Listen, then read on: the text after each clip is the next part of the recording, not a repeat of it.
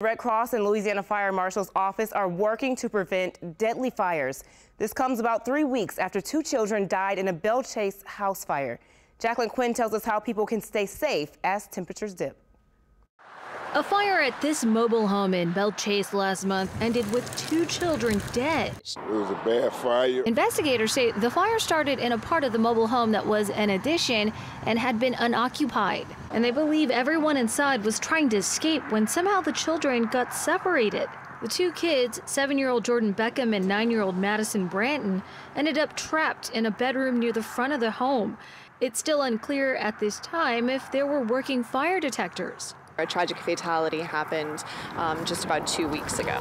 The deaths are part of the reason why officials with the Red Cross and Louisiana Fire Marshal's office this Saturday came back to the area, going door to door to educate residents, as well as give out and install smoke alarms. Stephanie Wagner's with the Red Cross.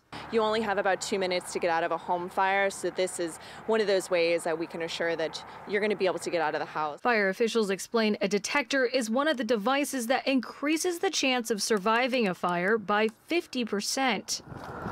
And first responders are now worried, with temperatures dipping, that they'll see more fires related to heating. However, they hope their efforts this Saturday will serve not only as a tribute to the victims, but help people remember to check their fire alarms. And hopefully that will save lives. In Belle Chasse, Jacqueline Quinn, Eyewitness News.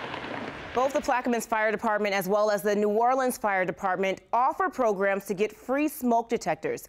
Information on how you can get those is posted on our website, WWLTV.com.